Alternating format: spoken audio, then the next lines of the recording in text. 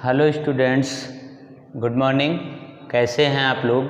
इसके पहले हमने आप लोगों को प्रश्नावली 4C के समस्त प्रश्नों को बता दिया था। आइए हम लोग देखते हैं प्रश्नावली 4D का क्वेश्चन नंबर 1। तो इसमें सबसे पहले देखते हैं कि इस प्रश्न में क्या कह रहे हैं कि निम्नलिखित समीकरणों के मूल पूर्ण वर्ग बनाकर ज्ञात करो। तो पूर्ण वर्ग बनाकर कैसे हम समीकरणों को ज्ञात करते हैं, उसके मूल को पूर्ण वर्ग से हम कैसे ज्ञात करते हैं, यहाँ पर इन्हीं प्रश्नों के माध्यम से हम लोग समझेंगे। तो भाई सबसे पहले हमने आपको बता दिया था कि द्विघात समीकरण को 3 विधि से हम लोग सॉल्व करते हैं। पहली विधि है गुणनखंड विधि द्वारा, दूसरी विधि है पूर्ण वर्ग द्वारा और तीसरी विधि है सूत्र द्वारा। तो यहाँ पर कह रहे हैं कि पूर्ण वर्ग बनाकर ज्ञात कीजिए। तो पूर्ण वर्ग से हम कैसे ज्ञात करते हैं, आइए देखते हैं कि किसी भी समीकरण को, द्विघात समीकरण को पूर्ण वर्ग के द्वारा हम कैसे सॉल्व करते हैं। तो यहाँ पर हम पहला क्वेश्चन ले लेते हैं। पहला क्वेश्चन हमारा है क्या, देखते हैं भाई। 6x² माइनस 13x प्लस का 5 इज इक्वल टू 0। तो इसको हमें किस विधि से सॉल्व करना है, ये हमें मायने रखता है, क्योंकि कहा गया है कि पूर्ण वर्ग विधि से सॉल्व करो। तो यहाँ पर हम पूर्ण वर्ग विधि से सॉल्व करते हैं। देखते हैं कि पूर्ण वर्ग बनाने का नियम क्या है। आप लोग इसको थोड़ा ध्यान से देखिएगा। ऐसे प्रश्न पूछे जाते हैं, परीक्षा के दृष्टि से इम्पॉर्टेंट है कि कोई भी द्विघात समीकरण दे दिया जाएगा, पूर्ण वर्ग से हमको सॉल्व करना है। तो आइए देखते हैं। पूर्ण वर्ग से सॉल्व करने के लिए सबसे पहले हम क्या करते हैं कि जो अचर पद है, इस अचर पद को हम इसको बराबर के दाहिनी साइड ले जाएंगे। तो आइए हम करते हैं इसका फर्स्ट स्टेप। 6x² माइनस का 13x इज इक्वल टू क्या हो जाएगा, यहाँ पर प्लस 5 है, उधर जाएगा तो माइनस का 5। एक स्टेप हमने कंप्लीट किया। जो अचर पद, कांस्टेंट पद होता है, उसको 0 के हम उधर ले जाएंगे तो ये प्लस है तो माइनस हो गया, अगर माइनस होता तो प्लस हो जाता। आइए अब इसके दूसरे स्टेप में हम क्या करते हैं, जो x² का गुणांक होता है, उस x² के गुणांक से हम पूरे दोनों पक्षों में क्या करते हैं, भाग करते हैं। अर्थात x² के गुणांक से हम दोनों पक्षों में भाग देंगे तो x² का गुणांक यहाँ पर कैंसिल हो जाएगा। अब यहाँ पर लिखेंगे x² के गुणांक, x² के गुणांक से दोनों पक्षों में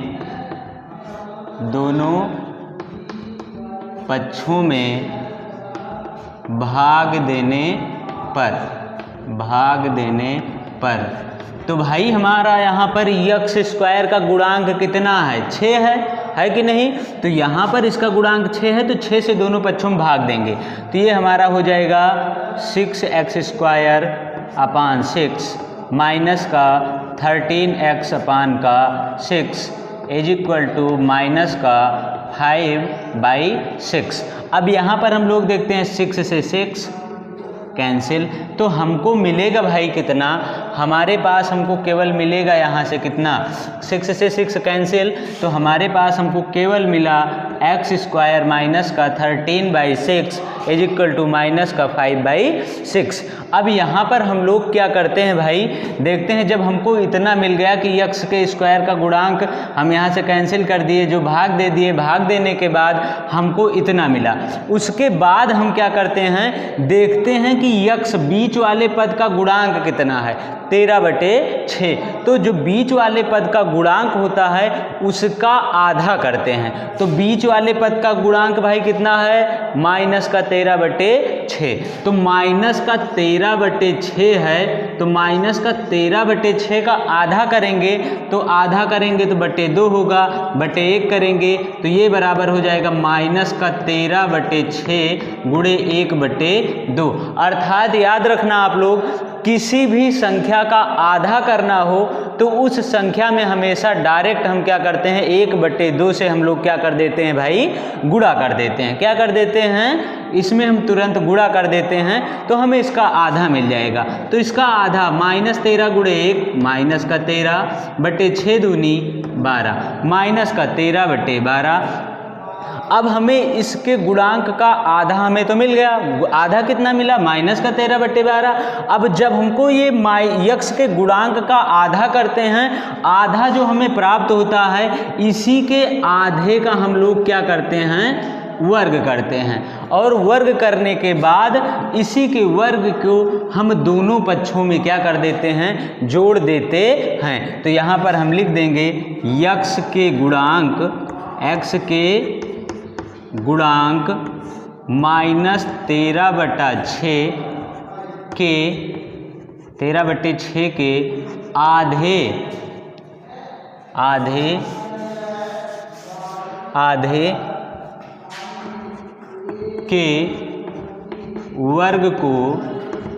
के वर्ग को दोनों पक्षों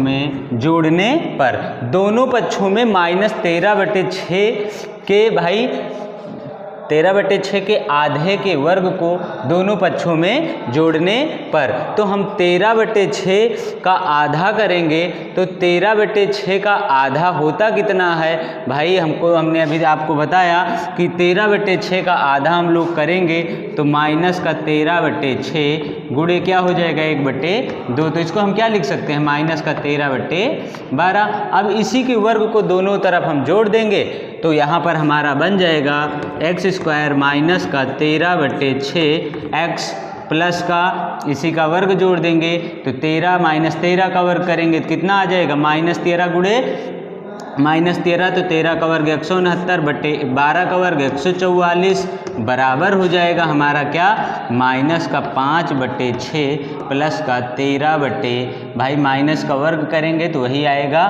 क्या होगा भाई 169/144, ये हमको मिल जाएगा। अब उसके बाद हमें मेन बात याद रखना है कि जो ये पद हमको प्राप्त होता है हमें दो रूपों में लाना है, या तो हमें लाना है a² माइनस का 2ab प्लस का b², तो ये बराबर किसका सूत्र होता है, a माइनस b का होल स्क्वायर, या तो इस रूप में आ जाए या तो a² प्लस का 2ab प्लस का b², तो ये किसका सूत्र होता है भाई, a प्लस b का होल स्क्वायर। जो हमको यहाँ प्राप्त होगा इसी रूप का प्राप्त होगा, a² plus b² plus 2ab का, या a² minus 2ab plus b² का, अर्थात a माइनस b के होल स्क्वायर या a प्लस b के होल स्क्वायर, इसी के रूप का हमको प्राप्त होता है। तो ये कौन सा सूत्र बन रहा है भाई, ये हमारा सूत्र बन जा रहा है x माइनस, ये इसको हम क्या लिख सकते हैं 13/12 का होल स्क्वायर, तो ये भाई क्या बन जाएगा x माइनस 13/12 का होल स्क्वायर बराबर, यहाँ पर हम लोग लासा लेंगे तो लासा हमारा आएगा 144।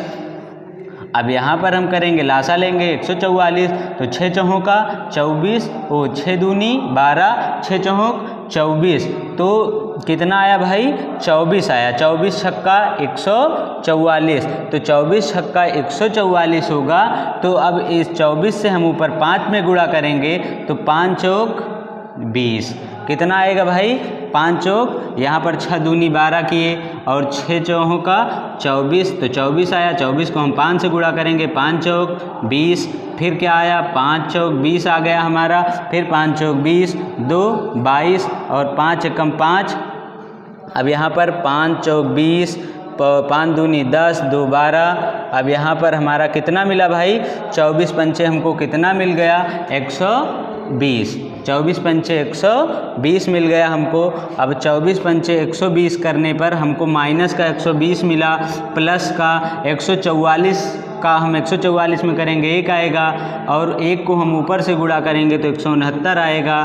तो ये हमारा हो जाएगा x माइनस का 13/12 का होल स्क्वायर बराबर होगा 169 में से 120 जाएगा तो हमारा भाई कितना आएगा 49/144। जब हमको इतना मिल जाएगा तो x माइनस 13/12 यहाँ पर इसका वर्ग लगा हुआ है, वहाँ पर जाएगा कांडी में परिवर्तित हो जाएगा, तो ये हमारा हो जाएगा x माइनस 13/12 बराबर √49 कितना 144। तो ये हमको मिल जाएगा कितना भाई x माइनस 13/12 बराबर हो जाएगा 49 का वर्गमूल लेंगे तो 7 और 144 का वर्गमूल लेंगे तो कितना आएगा 12। तो हमको मिल जाएगा x माइनस 13/12 बराबर 7/12। तो हम लोग इसके बाद क्या करेंगे, ये किस में आता है वर्गमूल लेने पर, प्लस माइनस में। तो एक बार हम प्लस लेंगे एक बार माइनस, तो x बराबर जब हम लोग प्लस लेंगे तो x बराबर इधर से उस साइड में ले जाएंगे तो ये होगा पॉजिटिव 13/12, हम इधर प्लस लेंगे तो 7/12। तो ये क्या हो जाएगा x बराबर 13 7 कितना हो जाएगा 20, क्योंकि हर समान है। 20 बट्टे क्या हो जाएगा 12, 20 बट्टे क्या हो जाएगा भाई 12। अब यहाँ से हम इसको काट देंगे, काटने के बाद अब यहाँ पर इसको हम काट देंगे, 2 दहम्मा 20 और 2 छंग 12, 2 पंचे 10, 2 तिहाई 6। तो x बराबर पहला मूल हमको कितना मिल गया भाई 5/3। जब हमने प्लस लिया तो x बराबर हमको पहला मूल मिल गया 5/3। अब देखते हैं इसी प्रकार जब हम लोग माइनस लेंगे तो माइनस लेंगे तो क्या आ जाएगा भाई, जहाँ पर हम लोग प्लस लिए हैं वहाँ पर क्या कर देंगे, एक बार प्लस लेने पर इतना आया, फिर क्या आ जाएगा माइनस। तो x बराबर हो जाएगा 13 में से 7 जाएगा तो कितना बचेगा भाई 6। 13 में से 7 जाएगा तो कितना बचेगा 6 बचेगा, और 6 बटे क्या हो जाएगा 12, 6 कम 6, 6 दूनी 12। तो x बराबर क्या मिल गया 1/2। तो इस प्रकार हमको यक्ष के जो दोनों मान प्राप्त हुए, x के मान हमको प्राप्त हुए भाई, दोनों मूल क्या प्राप्त हुए हमको 1/2 और 5/3। तो x बराबर हमको क्या मिला 1/2 और 5/3। इस प्रकार से हम लोग पूर्ण वर्ग की विधि द्वारा से पूर्ण वर्ग से हम लोग किसी भी समीकरण को सॉल्व कर लेते हैं। आइए एक बार फिर से हम लोग देख लेते हैं इसका पहला क्वेश्चन। 6x² - 13x + का 5 = 0 ये दिया गया था। अब हमने क्या किया कि जो इसका कांस्टेंट अचर पद था उसको हमने एक साइड कर दिया। उसके बाद हमने क्या किया कि जो x² का गुणांक था उस x² के गुणांक से दोनों पक्षों में क्या किया भाग दिया। भाग देने के बाद हमने क्या किया, फिर उसके बाद x² का गुणांक से भाग देने के बाद हमने देखा x का गुणांक कितना है, तो 13/6 था। x के गुणांक का आधा किया। आधा करने के लिए हमने आपको बताया कि किसी भी संख्या का आधा करने के लिए उसमें 1/2 से हम गुणा कर देते हैं। फिर गुणा करने पर हमको भाई मिला कितना 13/12, और 13/12 का वर्ग दोनों पक्षों में हमने क्या कर दिया जोड़ दिया। जोड़ने के बाद हमने ये प्रोसेस किया, और प्रोसेस करने के बाद हमको जो रिजल्ट मिला x बराबर 1/2 और 5/3। इसी प्रकार हम किसी भी क्वेश्चन को यहाँ से पहले को, दूसरे को, तीसरे को आसानी से लगा सकते हैं। इस प्रकार से इस प्रश्नावली 4D का आप लोग 4 क्वेश्चन लगा लीजिएगा। 5, 6, 7 हम लोग आपको नेक्स्ट वीडियो में बताएंगे। धन्यवाद।